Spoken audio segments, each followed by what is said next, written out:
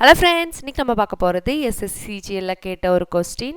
If a sin cube x plus b cos cube x equal to sin x cos x and a sin x equal to b cos x, then find the value of a square plus b square, provided that x is neither 0 degree nor 90 degree. a sin cube x plus b cos cube x equal to sin x cos x அப்புறம் a sin x equal to b cos x. நம்ம இந்த ரெண்டையும் use பண்ணி a square plus b ஸ்கொயரோட value கண்டுபிடிக்கணும். இதில் x வந்து 0 டிகிரியும் இல்லை 90 டிகிரியும் இல்லை.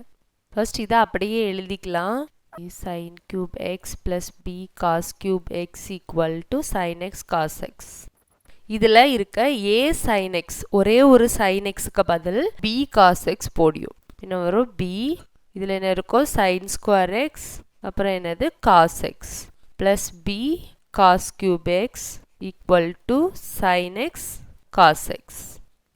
நெக்ஸ்ட் இதில் b cos x காமனாக இருக்கா, அதை வெளியே எடுக்கிறோம். b cos x இன்டூ இதில் அப்போ பேலன்ஸ் என்ன இருக்கும், first sin square x plus இதில் என்ன இருக்கும் cos square x equal to sin x cos x.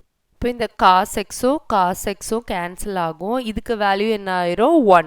இப்போ b ஈக்குவல் டு என்னது sin x.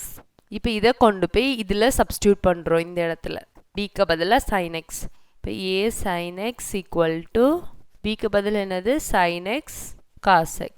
இப்போ இந்த sin xம் கேன்சல் ஆகும். அப்போ aயோட வேல்யூ என்ன கிடச்சிருக்கு cos x.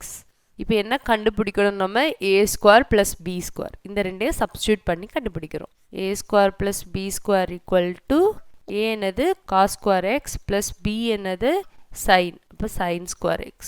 இதுக்கு வேல்யூ என்னது 1. இதுதான் answer. Like, share and subscribe friends.